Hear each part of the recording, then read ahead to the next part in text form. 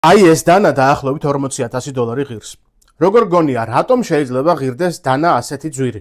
მიზეზი ძალიან მარტივია რეალურად. პირველი არის მასალები, რომლისგანაც დანაა დამზადებული თვითონ.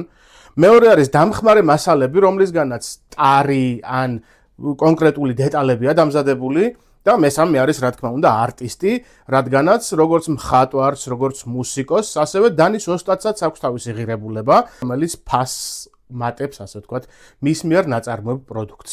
ახლა გაჩვენებთ მსოფლიოში ყველაზე ძვირ დანებს, რომლებიც სხვადასხვა გამოფენებსა და აუქციონებზე იყიდება. წავედით. ორადო მოროს ტურბილიონ ფოლდერი, ფასი $10,000. მარგალიტებით დამშვენებული ტარი, უნიკალური გამხსნელი მექანიზმი და RWL-34 ფოლადი. DB Frailis სამურაი, ფლიპერით, $24,000.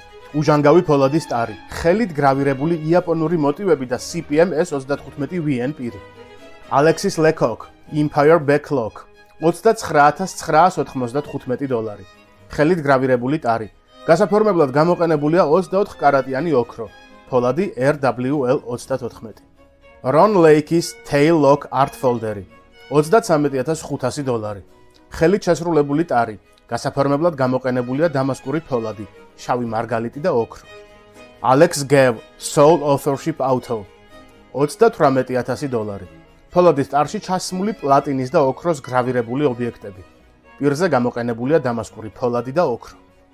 Mike Walker's Blade Lock, $38,500. ოქროთი გაფორმებული დამასკური ფოლადის ტარი, ტიტანიუმის ჩანართები და დამასკური ფოლადის პირი. და ისევ Mike Walker's D-Lock Folder, $39,550.